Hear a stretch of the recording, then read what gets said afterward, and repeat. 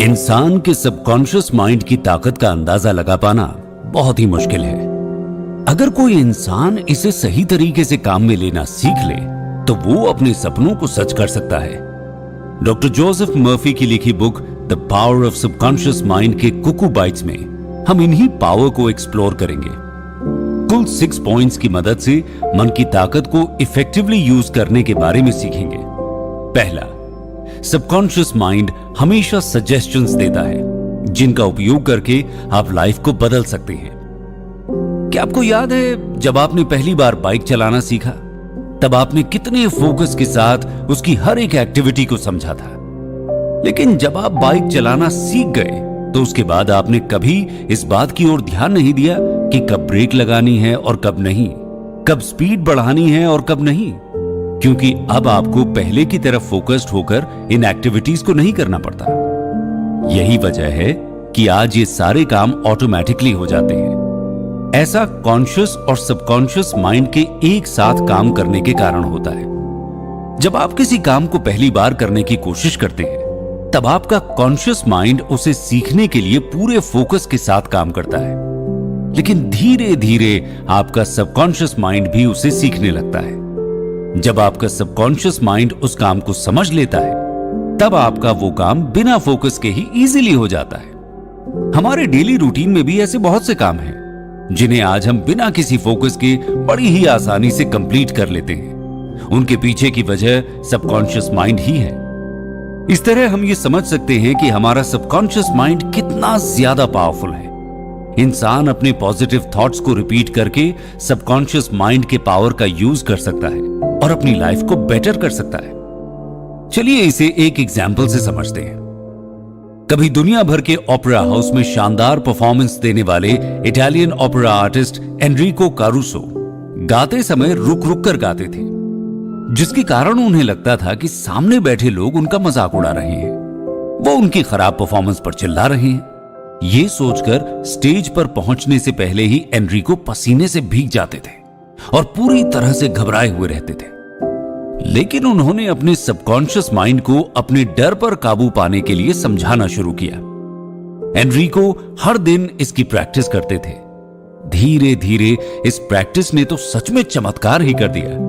अब Enrico stage पर जाने से पहले ना तो पसीने से भीगते थे और ना ही घबराते थे, जिसके बाद एनरिको ने यूरोप और अमेरिका के हर एक फेमस ओपेरा में शानदार परफॉर्म किया।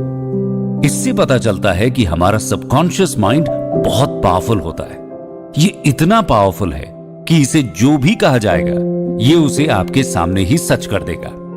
सबकॉन्शियस माइंड की पावर को समझने के लिए हम स्कॉटिश सर्जन डॉक्टर जेम्स एस्डेल का एग्जाम्पल लेते हैं। डॉक्टर जेम्स ने 1843 से लेकर 1846 तक करीब 400 ऑपरेशन किए थे, लेकिन इन ऑपरेशंस की सबसे मजेदार बात यह थी कि उस समय तक एनेस्थीसिया की खोज ही नहीं हुई थी और सभी ऑपरेशंस एनेस्थीसिया के बिना ही किए गए थे।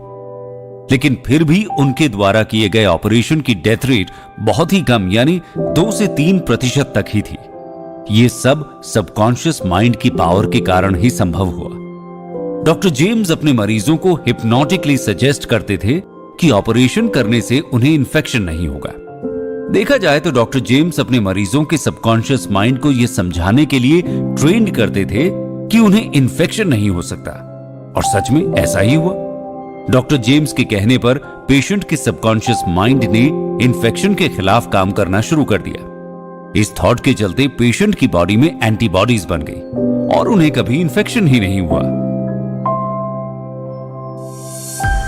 दूसरा पॉइंट, आप अपने सपनों को पूरा करने के लिए पॉजिटिव थॉट्स और विजुअलाइजेशन का उपयोग कर सकते हैं। दोस्तों, जब एलोपैथी का जन्म नहीं हुआ था तब दुनिया भर में यह माना जाता था कि बीमारियां भगवान के नाराज होने के कारण होती हैं। जब किसी बीमार इंसान को मंदिर के पुजारी के पास ले जाया जाता था तो पुजारी कुछ पूजा पाठ करवाता और वो इंसान ठीक हो जाता। लोगों को लगता था कि उन्हें भगवान ठीक करते हैं। कहीं ना कहीं उस जमाने में असल में लोग पूजा के बाद अपने आप पर भरोसा करना शुरू कर देते थे और यही तरीका भी काम करता होगा। लोगों को लगता था कि यह चमत्कार भगवान ने किया है, जबकि ऐसा नहीं है। ये चमत्कार उनके सबकॉन्शियस माइंड ने किए थे। यही कारण है कि अगर आप किसी बीमारी की अवस्था में अपने सबकॉन्शियस माइंड को यह विश्वास दिलाने में कामयाब हो जाते हैं कि आपकी बीमारी जल्द ही ठीक हो जाएगी, तो सच में ऐसा ही होगा। अगर एक स्वस्थ इंसान हर समय यही सोचता रहे कि वो बीमार है, वो कमजोर है, तो कुछ समय के बाद धीरे धीरे उस इंसान के शरीर में बीमारी के सिम्टम्स पैदा होने लगेंगे। हमारा सबकॉन्शियस माइंड तेजी से बीमारियों को ठीक कर सकता है, तो वहीं ये बीमारियां भी पैदा कर सकता है। ये आपकी कल्पनाओं को सच में बदलने की ताकत भी रखता है। ऐसे ही एक व्यक्ति को टाइफॉइड हो गया। उसकी बीमारी ठीक ही नहीं हो रही थी, तो एक दिन उसके एक फैमिली मेंबर ने उसे सड़क के किनारे से उठाया और एक क्रॉस दिया और कहा कि ये सिद्ध संत ने दिया है, अभी तक हजारों लोग इसे छूकर ठीक हो चुके हैं, तुम्हारी बीमारी भी ठीक हो जाएगी। वो व्यक्ति क्रॉस को अपने हाथ में लेकर प्रार्थना करके सो गया। सुबह जब वो उठा तो उसकी बीमारी सच में ठीक हो गई थी। जोसेफ बताते हैं कि ऐसा इसलिए होता है क्योंकि उस व्यक्ति के सबकॉन्शियस माइंड को यह विश्वास हो जाता है कि क्रॉस को छूने से बीमारियां ठीक हो जाती हैं। इसी तरह से आप जो भी विजुअलाइज कर सकते हैं, आपका सबकॉन्शियस माइंड उसे ही हकीकत में बदल सकता है। अगर आप अपनी लाइफ में एक बड़ी पोजीशन चाहते हैं, तो आपको हर दिन उस पोजीशन को विजुअलाइज करना चाहिए। जब आप अपने सपनों में होंगे और उस मोमेंट को एंजॉय करेंगे और उस खुशी को महसूस करेंगे, तो फिर देखिए कैसे आपका पावरफुल सबकॉन्शियस माइंड आपके सपनों को हकीकत में बदल देता है। तीसरा पॉइंट यह है,